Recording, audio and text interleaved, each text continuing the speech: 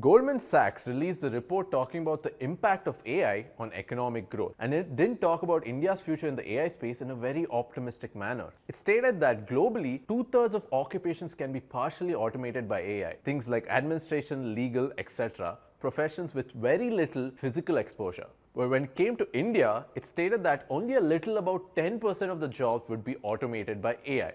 Did this surprise you? Because it surprised me for sure. Because when I turn on the news, this is all I've been seeing. CBSE is introducing AI into the curriculum of classes 6 and 8. The Supreme Court of India is using AI tools to translate oral proceedings. Another judge used ChatGPT to get views on a bail plea of someone accused of murder. Finance Minister Nirmala Sitharaman said at the Union Budget in 2019 that the government would offer skill-based training in AI, big data, robotics for 10 million Indian youths. The Ministry of Defence and DRDO have already set up AI centers for excellence at multiple facilities for research, development, and for the use of AI in the Indian Army. There is so much happening in India to get ahead in AI technology, both in the government and the private sectors. $1.7 billion worth of VC funding went into AI-based Indian startups in 2020, and in 2022, it jumped to a whopping $5.2 billion.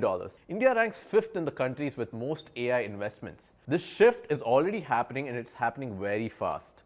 India is out there with all the developed nations of the world competing in the race for AI supremacy, and in only 5 years, you will be living in a completely different nation. What is the Goldman Sachs report talking about then? We'll get back to it at the end. Now let me tell you exactly how by delving into 4 major sectors where AI will cause the most amount of impact in India. Number 1, defense. In 2019, Prime Minister Narendra Modi announced that by 2024, there'll be 25 AI-based products operational in the Indian Army. It's 2023 right now, and guess what? There's already 40 AI-based products currently in operations and 30 more in development.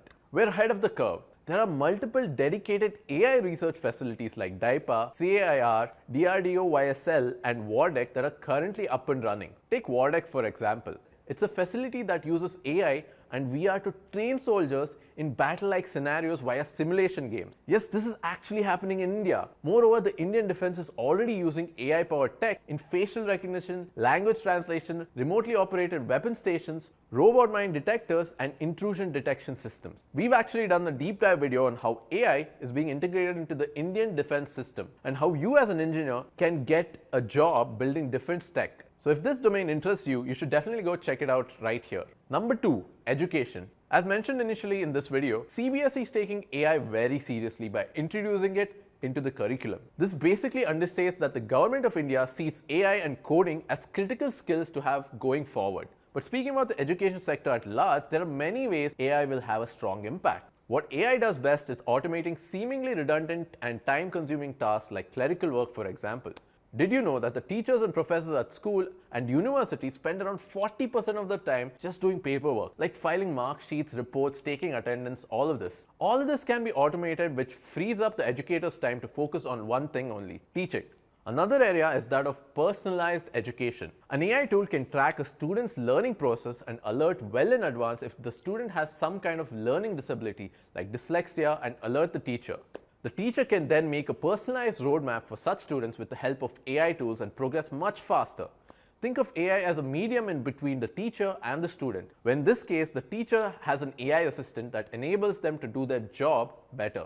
The pandemic has already enabled classrooms to go from physical to digital. And in digital learning, students access their materials via a learning management system or an LMS. According to Business Today, 47% of the LMS platforms are expected to be AI enabled, meaning better feedback, access to content for students, and better time management for teachers. The current traditional teaching methodology, which is one size fits all, will be disrupted, and every student will get a personalized education powered by AI, according to this. Number 3, agriculture.